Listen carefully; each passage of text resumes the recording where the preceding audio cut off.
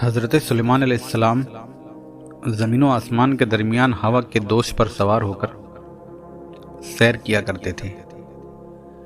ایک روز ایک گہرے سمندر کے اوپر آپ کا گزر ہوا۔ آپ نے اس میں خطرناک ہوائی طوفان دیکھا۔ آپ نے اسے ٹھہرنے کا حکم دیا تو وہ تھم گیا۔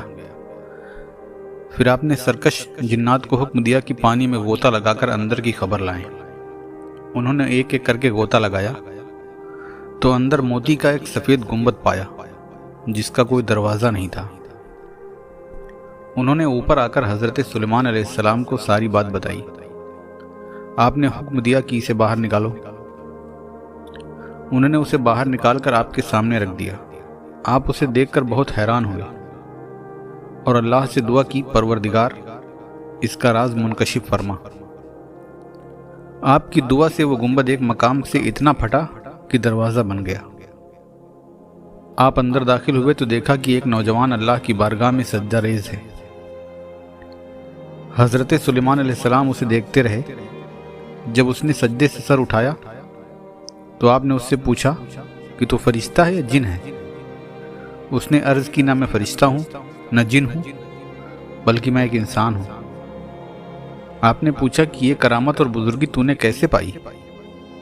عرض کیا، والدین کے ساتھ حسن سلوک سے۔ بولا، میری بوڑھی ماں تھی، میں اسے اپنی پیٹھ پر لاد کر گھماتا تھا۔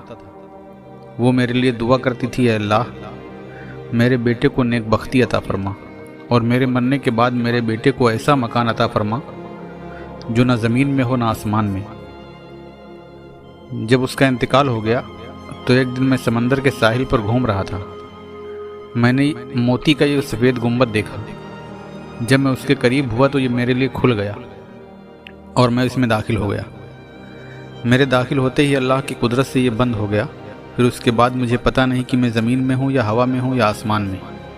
اللہ تعالیٰ اسی میں مجھے روزی دیتا ہے۔ حضرت سلیمان علیہ السلام نے پوچھا، تمہاری روزی تمہارے پاس کیسے آتی ہے؟